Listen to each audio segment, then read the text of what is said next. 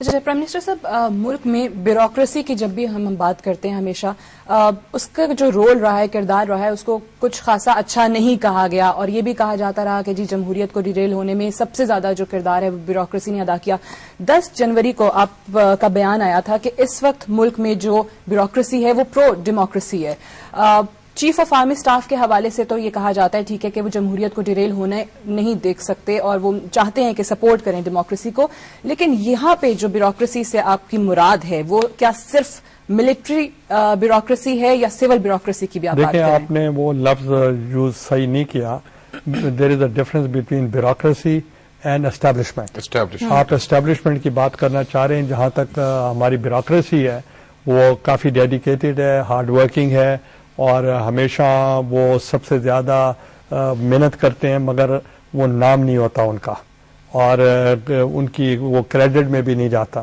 تو اس لیے ہم ان کو بھی ہم چاہیں گے کہ ان کو بھی لک آفٹر کریں، مگر جہاں تک اسٹیبلشمنٹ کا تعلق ہے وہ میں نے پہلے بھی کہا ہے کہ دے آر پرو ڈیموکریسی، اور نیچرلی جو اگر ٹاپ مین پرو ڈیموکریسی ہو تو سارے ہی فالو کریں گے۔ اور لیکن بیوروکریسی سے آپ کو کوئی شکایت نہیں؟ آپ کہہ رہے ہیں بیوروکریسی سے وہ they are doing their own job. Right, ایک اور کالر ہمارے ساتھ۔ انہوں نے السلام ملک کو علیکم۔ تو ٹیک اوور نہیں کرتے۔ ٹھیک، السلام علیکم۔ جی وعلیکم السلام۔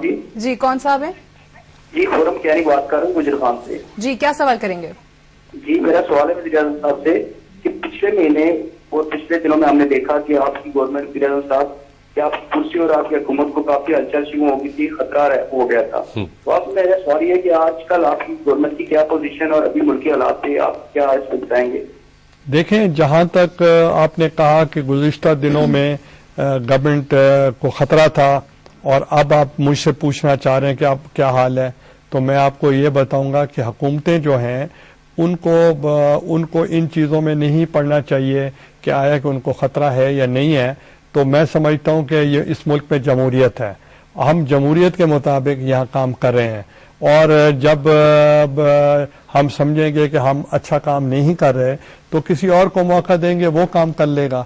تو اس لیے گورنمنٹ میں رہنا یا اپوزیشن میں رہنا دونوں کا مسئلہ جو ہے کہ اس کا مطلب آپ پبلک سروس کر رہے ہیں، آپ خدمت کر رہے ہیں۔ تو ضروری نہیں کہ آپ حکومت میں رہ کے خدمت کریں، آپ حکومت سے باہر رہ کر بھی خدمت میں سے کریں۔ ایک قسط میں نے ڈف ٹیل کرنا ہے سوال۔ بالکل، بات یہ ہے کہ 3 دفعہ اس سے پہلے پیپلز پارٹی کی حکومت آ چکی ہے، یہ چوتھی باری تھی۔ تینوں میں سے کسی بار بھی اس کو حکومت پوری نہیں کرنے دیا گیا۔ آپ نے مجھے دل سے جواب دینا ہے ابھی، بالکل اس میں کوئی عقل والا نہیں، دل والا جواب دینا ہے۔ آپ لوگ آئے، آپ کو پتا ہے آصف علی زرداری صاحب کتنے ہر دل عزیز تھے، عوام میں بھی اور اسٹیبلشمنٹ میں بھی، تو اور آپ لوگ ساری پیپلز پارٹی کم نمبروں کے ساتھ آئی اس باری۔ دل مانتا تھا کہ آپ لوگ محترمہ کی حکومت سے لمبا ٹینیور کر لیں گے؟ دیکھیں، جہاں تک تعلق ہے الیکٹڈ گورنمنٹس کا، ڈیموکریٹک گورنمنٹس کا، نیچرلی ان کو اتنا موقع نہیں ملا کہ to complete their tenure without the umbrella of the establishment. تو اس مرتبہ جو موقع ملا ہے تو یہ تو نیچرلی محترمہ کی لیڈرشپ کے بعد کوئی ایسا ویکیوم تھا جس پہ یہ تو نہیں کوئی ویکیوم فل کر سکتا، مگر اتنا امید نہیں تھی۔ مگر میں سمجھتا ہوں کہ یہ جو آپ کی ریکنسیلیشن کی پالیٹکس ہے اس کی وجہ سے یہ جو ماحول ہے وہ بہتر رہا ہے۔ ایک کال لے لیں، آپ ضرور لیں۔ جی السلام علیکم۔ وعلیکم السلام۔ جی کون صاحب؟ میں فرید اللہ بات کر رہا ہوں گلگت سے۔ جی کیا سوال کریں گے؟ میں وزیر اعظم صاحب سے یہ پوچھنا چاہوں گا کہ آپ با اختیار وزیر اعظم ہیں یا بے اختیار؟ عام تاثر یہ پایا جاتا ہے کہ فیصلے کئی اور ہوتے ہیں اور آپ اس پر عمل کر دیتے ہیں، کائنڈلی اس بارے میں کچھ کہیں گے؟ آپ کوئی فیصلہ چاہتے ہیں تو مجھے بتائیں، میں ابھی کر دیتا ہوں۔ بے اختیار صرف اینکرز ہوتے ہیں، میں ان کو بتا دوں، میں ان کی ایڈ کر دوں۔ ایک چھوٹا سا کوشچن یہ ہے کہ پے کمیشن نے آپ کو یہ ریکویسٹ کی تھی، سفارشات دی تھی کہ بتدریج سرکاری ملازمین کی تنخواہوں میں اضافہ کیا جائے over a period of 3 years, لیکن آپ نے یکدم کر دیا، اور پھر ساتھ ہی قیمتیں بھی بڑھ گئیں، تیل کی بھی، بجلی کی بھی، گیس کی بھی۔ تو یہ کس قسم کا فائنینشیل ڈسپلن ہے کہ ادھر تنخواہ بڑھائی ادھر قیمت بڑھا دی؟ دیکھیں، جہاں تک قیمتیں بڑھانے کا تعلق ہے وہ تو میں نے آپ کو پہلے بھی بتایا کہ وہ انٹرنیشنل پرائسز کے مطابق ہیں۔ اگر ہم تنخواہیں نہ بھی بڑھاتے، جب انٹرنیشنل پرائسز فلکچویٹ کریں گے تو وہ ریگولیٹ ہوگا آٹومیٹیکلی. تو جو تنخواہیں بڑھانے کا تعلق ہے یہ میں سمجھتا ہوں کہ بڑا ڈیئرنگ سٹیپ تھا کہ اس وقت میں 50% ان کے بڑھانا اور 100% فوج کے بڑھانا تو یہ معمولی بات نہیں تھی. تو پرائم منسٹر اگر انٹرنیشنل پرائسز کو میچ کرنا ہے تو گندم کی پرائس تو ہماری زیادہ انٹرنیشنل پرائسز سے, اس کو کم کریں. پھر دیکھیں انٹرنیشنل پرائس کے ہی مطابق ہے, اور آپ اگر آپ کی انٹرنیشنل پرائس نہیں ہوگی تو اسمگلنگ زیادہ ہوگی, تو اس کے لیے آپ کو نقصان ہوگا. آپ نے دیکھا جب میں وزیر اعظم بنا تو سب سے پہلے جو مجھے پرابلم سامنے آیا, پہلے دن میری میز پہ رکھا گیا کہ آٹا نہیں ہے, تو گندم کی شارٹیج ہے. تو آپ نے دیکھیں ہماری بہتر اسٹریٹجی کی وجہ سے آج فلڈز بھی آئے ہیں, مگر ہم اس پوزیشن میں ہیں کہ آج بھی ہم گندم ایکسپورٹ کر سکتے ہیں.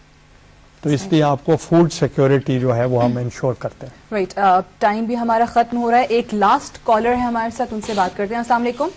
السلام علیکم جی. جی کون سا بات کریں؟ جی میں افتخار احمد خان لاہور سے بول رہا ہوں. جی کیا سوال کریں گے پرائم منسٹر صاحب سے؟ جی پرائم منسٹر صاحب سے میرا سوال یہ ہے کہ کچھ دن پہلے ایڈیٹر جنرل پاکستان نے پبلک اکاؤنٹس کمیٹی کو یہ تجویز دی ہے کہ ملک کی اقتصادی صورتحال کے پیش نظر ترقیاتی منصوبوں کی منظوری پر پابندی لگا دی جائے. تو جناب پرائم منسٹر صاحب, کیا کسی ملک کے ترقیاتی منصوبے روک کر ملک کی ترقی ممکن ہے؟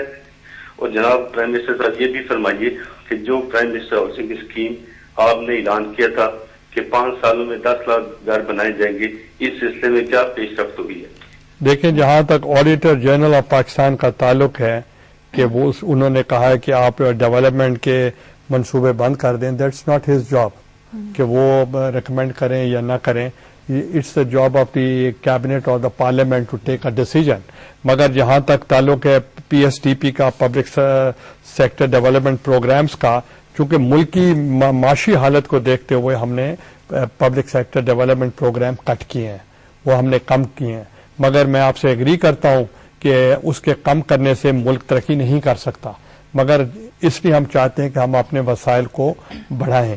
اور دوسرا سوال بھی انہوں نے کیا جی وہ آپ نے ایڈریس کر لیا. بات یہ ہے کہ ایک last question if I may ask very point blank direct کھری بات, کہ جو ہمارے حالات ہیں کیا 6 ہفتے میں پاکستان بینکرپٹ ہونے جا رہا ہے انلیس اور انٹل ہمیں کوئی امداد ملے؟ دیکھیں ابھی آپ کے لوگوں نے کہنا شروع کر دیا, آپ کے دوستوں نے کہنا شروع کر دیا کہ ہمارے حالات جو ہیں وہ مصر جیسے ہو گئے ہیں. تو مجھے دکھ ہوا, مجھے افسوس ہوا کہ آپ نے موازنہ ہی کیسے کر لیا. وہاں تو 30 سال سے وہ صدر ہیں, یہاں تو 3 سال بھی نہیں ہوئے, تو آپ چینج کی بات کرتے ہیں. تو یہاں تو انسٹیٹیوشنز ہیں یا ڈیموکریسی ہے یا پارلیمنٹ ہے یا آئین ہے, آئین کے مطابق پروویژنز ہیں کہ اگر آپ چاہتے ہیں کہ آپ اپنے وزیر اعظم کو چینج کرنا چاہیں تو آپ کر سکتے ہیں. آپ چاہتے ہیں کہ میجورٹی کے ساتھ کوئی فیصلہ کریں, آپ کر سکتے ہیں. آپ کے میڈیا بڑا اسٹرانگ ہے, وائبرنٹ ہے, آپ کی جوڈیشری بڑی اسٹرانگ ہے, آپ کے سول ادارے بڑے اسٹرانگ ہیں, اور نیچرلی آپ کی parliament and opposition is very vibrant. تو اس کے ہوتے ہوئے آپ اگر موازنہ کریں گے مصر کے ساتھ, یہاں تو ہم نے لیڈرشپ کی شہادتیں دے چکے ہیں, محترمہ بے نظیر بھٹو شہید ہو چکی ہیں, یہاں سول سوسائٹی نے اتنی قربانیاں دی ہیں اس جمہوریت کو بحال کرانے میں.